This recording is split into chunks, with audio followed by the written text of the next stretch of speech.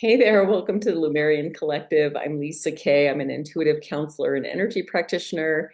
And today I'm on the last video of a series for the month of January 2025, looking at different themes throughout the month and the energy of those themes within our collective lives. And this particular video is going to look at spiritual growth, like what's happening for you at the level of your own spiritual growth. And just to be cheeky and a little bit playful here and fun, I have this fun little background up with a jungle scene. So hopefully that's coming through and it's working out. So yeah, with that, let's go ahead and get started. And like I said, we're going to be looking at this theme of spiritual growth in the month of January. What can you expect around your spiritual growth in the month of January? And for those of you that aren't familiar, excuse me, drop the card.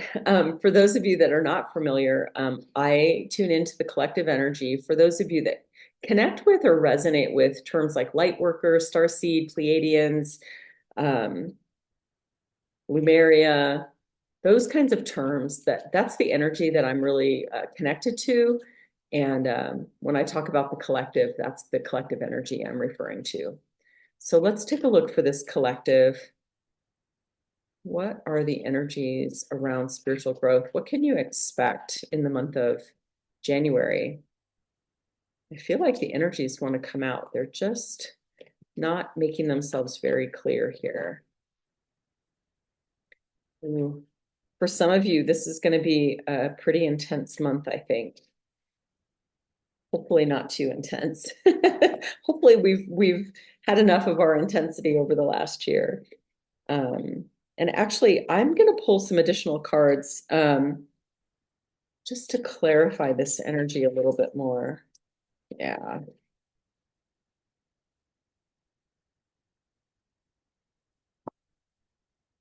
Wow. If you've been watching my videos for January, you know that I love the Sacred Forest Oracle deck. And so a lot of the same themes are coming out. The same cards. We have the energy of love, the energy of joy. Oh, it kind of goes with the background there. And the energy of expansion. Can you see that?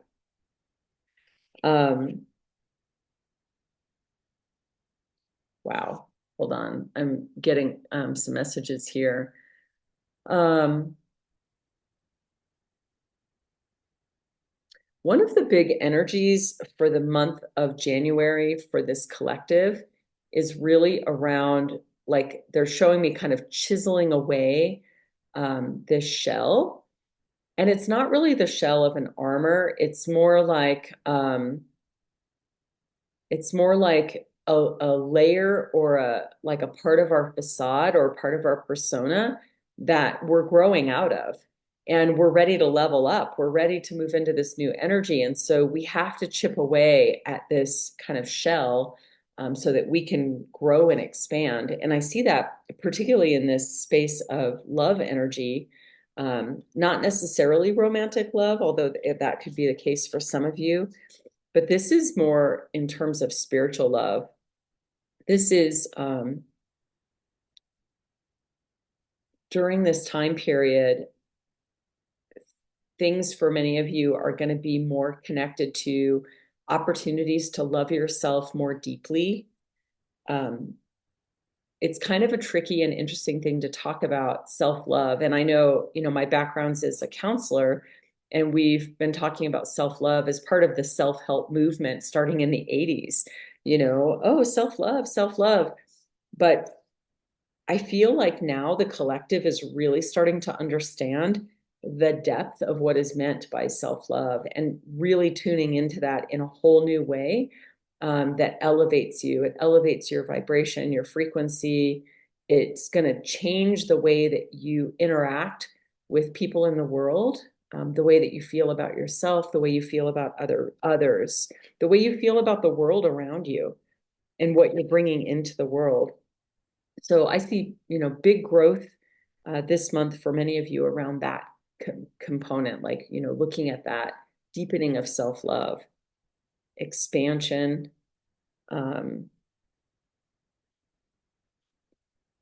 Wow. This is an energy of like dealing with a lot of unconscious energy. I feel like this came up before. I don't remember which reading it was in. Maybe it was in the collective reading for 2025, but I feel like um, through this month, you're going to be unveiling a lot of unconscious energy. You're going to be clearing a lot of unconscious energy. And what do we mean by that? We mean that there can be energy in our space that we just hold on to and we're just totally unaware of it. But it can also mean that we're holding on to other people's energy in our space and we're completely unaware of that. And so I feel like for many of you, you're going to be clearing out that energy. And then we have this energy of joy. I'm certain this came up in another reading. My sense about this energy is that moving through any kind of growth period, right? Any kind of spiritual development, any kind of spiritual growth, we are always invited to tune into the energy of joy, tune into the energy of abundance. And that's not to say that we're bypassing any of the things that we're dealing with in our life. It's really just a reminder that we're at choice in terms of how we use our energy, how we, in essence, show up in the world, right? We can always sit down and meditate and just tap into that energy of joy, tap into that energy of peace and abundance. Like that is a tool that we always have. Now, the reason I pulled those cards is because I had used a different deck, and this is a little bit more concrete in this way. So, the energy of karma. It's another way of describing like unveiling, when we're kind of cracking that armor that we have. For some of us, we're actually clearing karma. We're clearing out the karma of our own experience, and we're clearing out the karma of our family experience. I see for some of you, you're trying, at least trying to clear out the karma of your work experience. That's been coming up a lot as a theme for January. I think a lot of people are coming into a new space and energy around work. We also have activation. I see for many of you in your spiritual growth this month, you might be seeking out support, whether this is like reading a book or listening to a podcast or seeking out a practitioner, somebody who's going to help to get you over the hump of like wherever you might have some energetic stragglers, if you will, that are kind of holding you back, and helping to then elevate you into that activation energy, which is different from the stagnation energy. And I do see these things as connected, karma and activation, kind of like having a clean break from old patterns, old habits, old relationships, old ways of doing things, things that you are just no longer in alignment with. And for some of us, we can be out of alignment for a really, really, really long time before we even realize it. And maybe that's part of the unconscious energy for some of you. But this energy is like, oh crap, I've been out of alignment. I better get back into alignment right now. Boom. And there's like this kind of click energy that happens. I was seeing this also in the career reading that came up. So if that resonates for you, this idea of like quick, fast acting energy, releasing the past, stepping into the new future energy, you might want to check out the career reading and see if that resonates for you. We have this invocation energy. Yeah, again, it's so funny. I feel like for many of you, your spiritual growth and development this month is going to be all around like cultivating your spiritual gifts, um, looking at ways to find out what naturally resonates for you. For me, for example, ever since I was a really young kid, like I loved crystals and stones, and um, over the years, I've gotten into like channeling and energy work, and that's the modality that really resonates for me. For others of you, it may be more shamanistic or more earth-based, where you're doing more ritual and ceremony, and that kind of energy might resonate with you more.